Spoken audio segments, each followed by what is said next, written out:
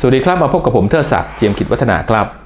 วันนี้ประเด็นที่ผมจะนำเสนอเนี่ยเป็นเรื่องของการต่างประเทศนะครับเราเป็นที่ทราบกันดีว่าการต่างประเทศตอนนี้เนี่ยก็เป็นไปด้วยความตึงเครียดสำหรับสถานการณ์การต่างประเทศนะครับ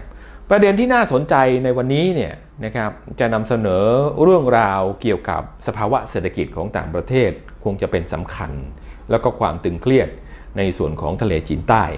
ต้องเรียนท่านผู้ชมว่าผมเรียนแต่ปีที่แล้วนะยาวจนถึงปัจจุบันว่าสถานการณ์มันจะตึงเครียดมากขึ้นนะตอนนี้ต้องคงเห็นชัดนะแต่ว่าจะเกิดสงครามหรือไม่เนี่ยในเชิงปรากฏการณ์เนี่ยยังต้องใช้เวลาประมาณ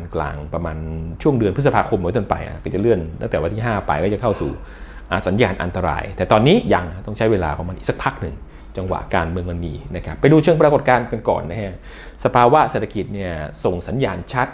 ในประเทศเวเนซุเอลาเกิดถังแตกฮะเงินคงคลังไม่เพียงพอจะชำระหนี้ขณะที่ประเทศกำลังเจอปัญหาสารพัดผิดเนี่ยสัญญาณนี้ส่งผลกระทบให้เราเห็นได้ชัดเจนนะการส่งผลกระทบเรื่องการขาดแคลนอย่างหนักเพราะขณะนี้ใกล้ครบกำหนดในการชำระเงินจำนวน 6,000 ล้านดอลลาร์ของสหรัฐอเมริกาหรือประมาณ270,000 ล้านบาทนะครับในปีนี้ขณะที่ทุนสำรองของประเทศนั้นลดลงเหลือ100,000 ล้านดอลลาร์สหรัฐหรือประมาณ345,000 ล้านบาทนะครับซึ่งในจำนวนนี้อยู่เป็นทองรูปพรรณอยู่ 7,000 ล้านดอลลาร์สหรัฐหรือประมาณ 241,500 ล้านบาทแน่นอนว่าขณะนี้เวเนซุเอลากำลังประสบปัญหาในเรื่องของค่าใช้จ่ายของรัฐอย่างหนักขณะที่รายได้จากการส่งออกน้ำมันจะช่วยคลี่คลายปัญหาสถานการณ์แต่ทว่านะครับยังไม่มีวี่แววจะเป็นไปได้ขณะที่นักวิเคราะห์เขาประเมินว่าการเงินที่ทำการวิเคราะห์ขณะนี้ของเวเนซุเอลาเสี่ยงผิดนัดชำระสูงมากและไม่สามารถจะเกิดเงินกู้ก้อนใหม่มาซื้อหาปัจจัยพื้นฐานจำพวกอาหารยาในประเทศที่กำลังขาดแคลนอย่างหนักเช่นเดียวกัน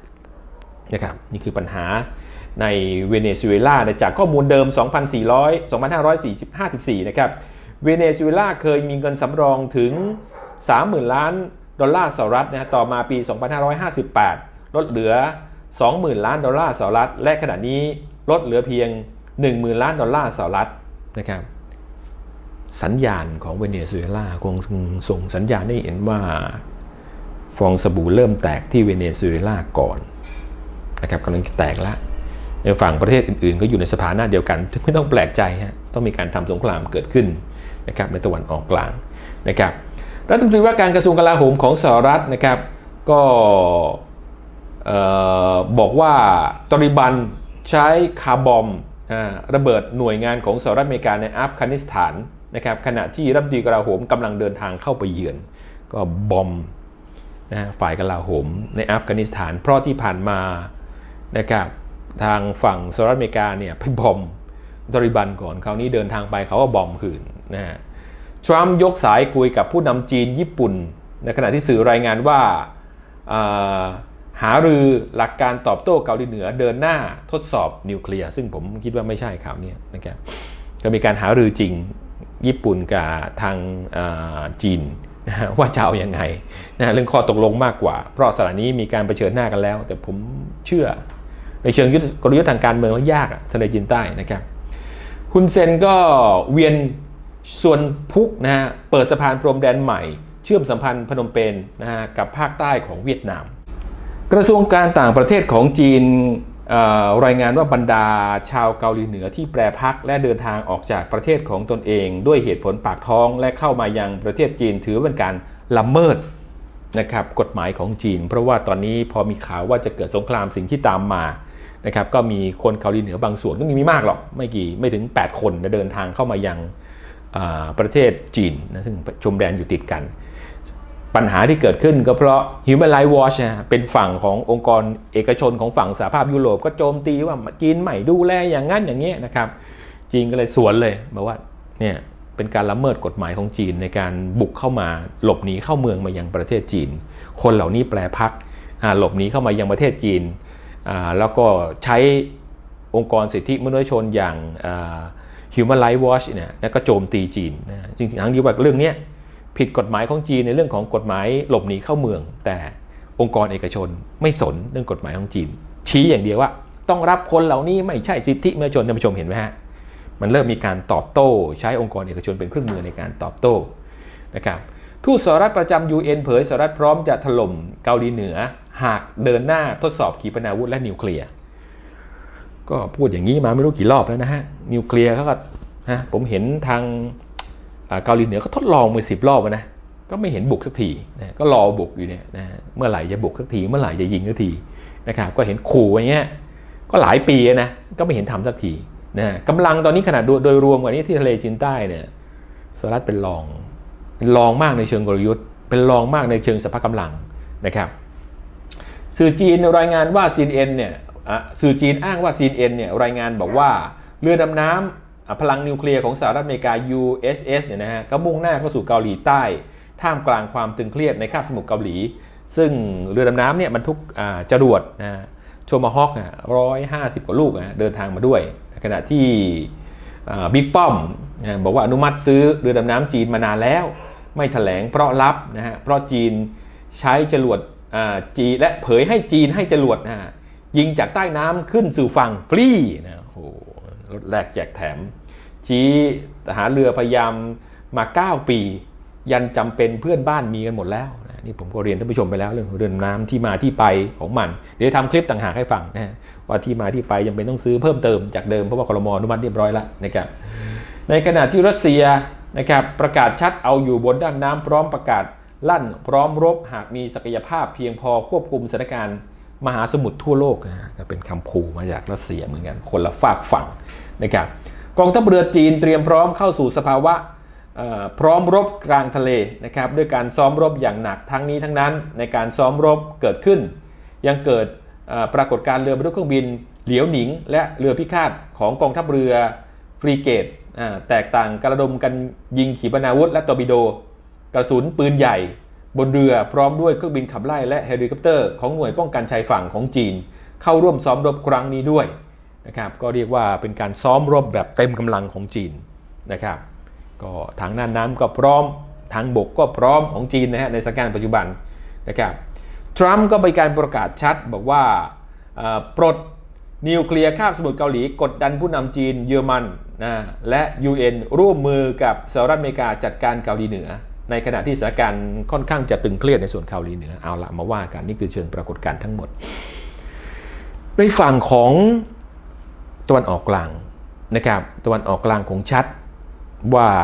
กลุ่มตาลิบันนะครับมีการตอบโต้เพราะว่าสหรัฐไปถล่มอัฟกานิสถานทำทีจะตีทะเลจีนใต้ก็ไปถล่มอัฟกานิสถานรอบหนึ่งนะครับส่งผลทำให้ประชาชนเสียชีวิตด้วยกลุ่มโจรเสียชีวิตด้วยนะครับกลุ่มตาลิบันเสียชีวิตก็เลยมีการตอบโต้นะครับในส่วนของสหรัฐอเมริกานะครับด้วยการเจ้าที่ของกระทรวงกลาโหมของสหรัฐเดินทางไปอัฟกานิสถานก็ถล่มเลยนะครับนั่นคือสิ่งที่เกิดขึ้นในการตอบโต้ในตะวันออกกลางในส่วนทะเลจีนใต้ก็แต่ละฝั่งก็เอาอุปกรณ์มานะครับแต่อุปกรณ์มาดูอุปกรณ์เครื่องมือก่อนดีกว่านะครับสหรัฐมีเรือรบมาฝูงหนึ่งนะครับเรือรบมาฝูงหนึ่งฝูงใหญ่ๆเลยเป็นลำใหญ่เต็มเลย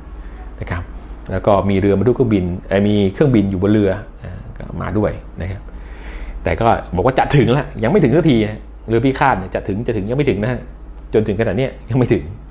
บอกว่าจะถึงแล้วก็อีกส่วนหนึ่งกำลังซ้อมรบอยู่กับญี่ปุ่นบอกอีก2-3 วันก็จะมาละจะเข้ามาแน่นอนอะไรประมาณนี้นะจะข้ามมาคาบสมุทรเกาหลีแต่ก็ยังไม่มา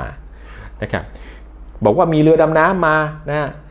CNN บอกมีเรือดำน้ำมาแล้วถึงแล้วแต่จนถึงขณะนี้เป็นข่าวของ CNN แต่ข้อเท็จจริงยังไม่มาเนี่ยก็เป็นข่าวที่เกิดขึ้น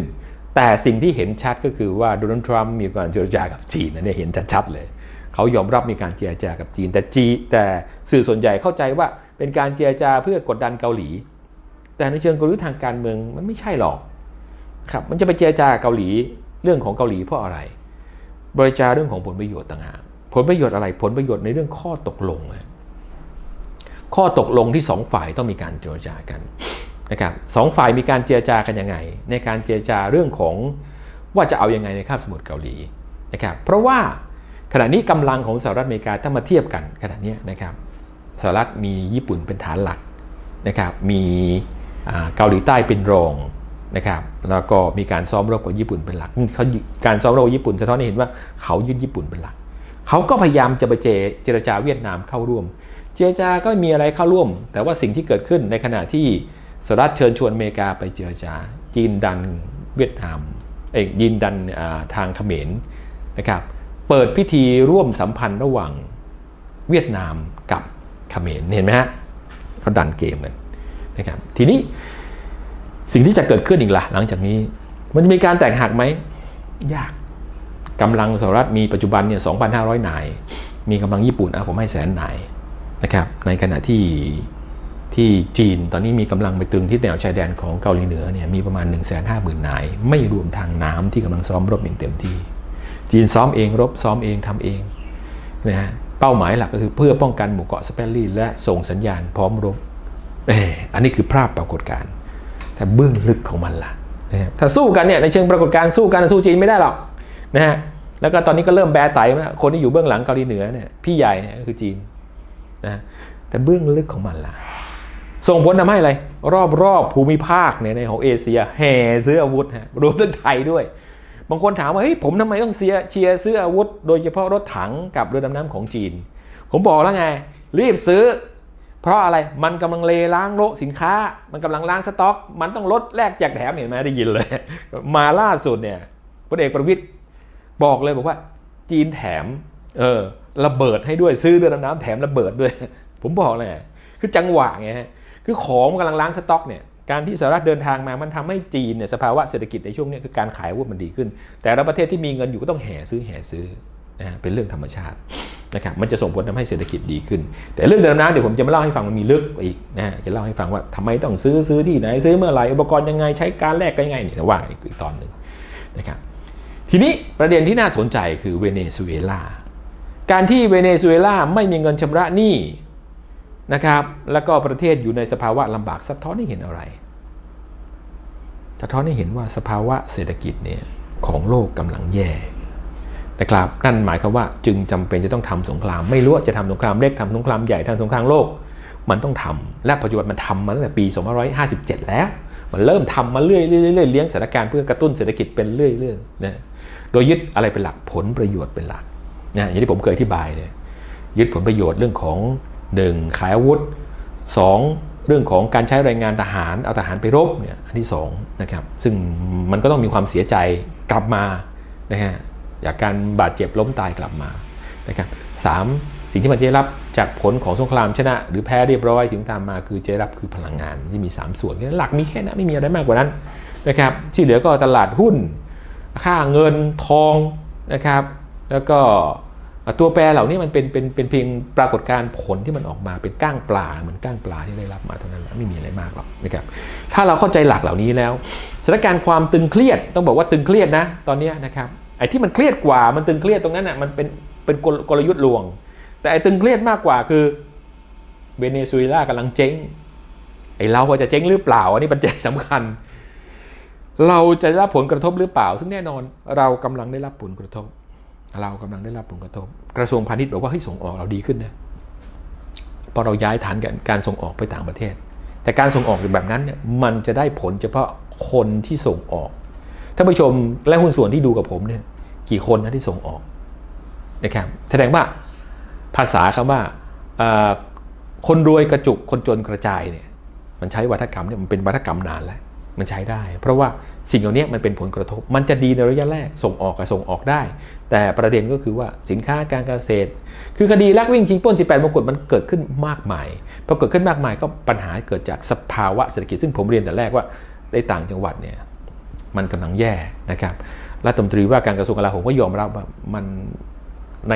ในการส่งออกมันดีแต่ว่าต้องยอมรับว่าต่างจังหวัดเขาก็ยอมรับมันเป็นมีความเป็นไปได้ไม่ใช่เป็นไปได้มันแย่โดยภาพรวมเนี่ยมันกำลังกระจายเข้าไปในกรุงเทพมหานครแล้วพอส่งออกสินค้ามีบริษัทกี่บริษัทเองที่ส่งออกนะครับตรงนี้จะเป็นปัจจัยเพราะว่าคนภายในประเทศกำลังตื่นตระหนกและเกิดความไม่เชื่อมั่นเรื่องของเศรษฐกิจมีหลักอันเดียวคือความเชื่อมั่นนะหลักอันเดียวมีความเชื่อมั่นที่ไหนมันเชื่อมั่น2อันคือเชื่อมั่นนายกรัฐมนตรีกับเชื่อมั่นทีมเศรษฐกิจถ้าคนไม่เชื่อมั่นยากจะเดินเกมต่อเพราะว่ามันจะทำให้เกิดปัญหาตามมาเอาละขณะนี้ผมยังเท่าที่เราเห็นในเชิงปรากฏการณ์และในเชิงกลยุทธ์เนี่ยสภาวะเศรษฐกิจเป็นห่วงมากกว่าปัญหาของทะเลจีนใต้ขอบคุณที่บอกต่อขอบคุณที่แชร์ต่อขอบคุณที่เล่าต่อขอบคุณที่ร่วมสนับสนุนสถานีขอบคุณที่ร่วมกันทำความดีเพื่อความดีผมเทิดศักดิ์ เจียมกิจวัฒนาสวัสดีครับ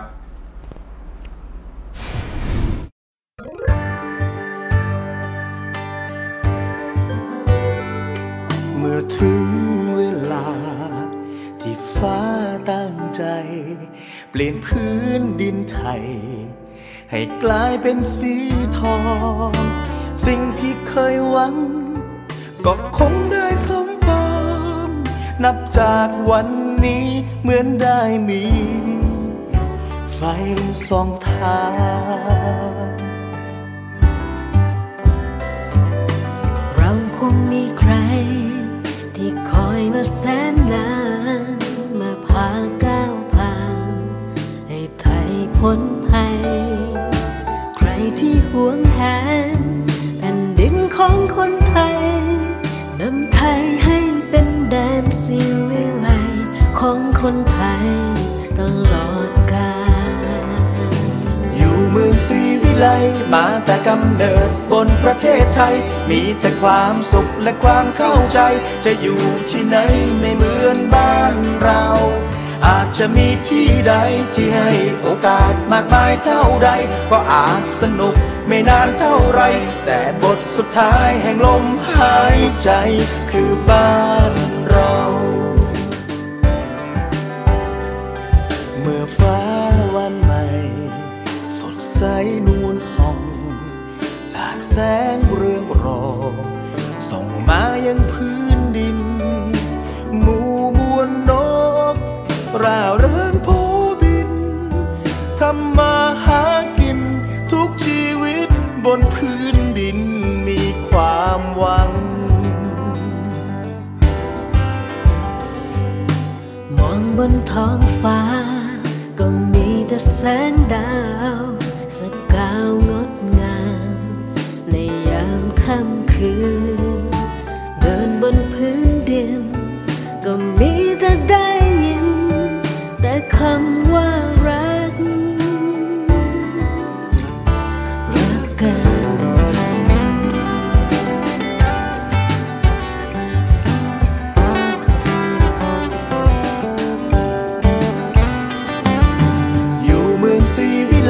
มาแต่กำเนิดบนประเทศไทยมีแต่ความสุขและความเข้าใจจะอยู่ที่ไหนไม่เหมือนบ้านเรา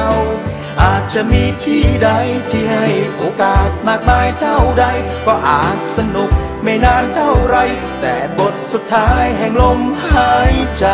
คือบ้านเราเมืองศรีวิไลมาแต่กำเนิดบนประเทศไทยมีแต่ความสุขและความเข้าใจจะอยู่ที่ไหนไม่เหมือนบ้านเราอาจจะมีที่ใดที่ให้โอกาสมากมายเท่าใดก็อาจสนุกไม่นานเท่าไรแผ่นดินสุดท้ายแดนศรีวิไลประเทศไทย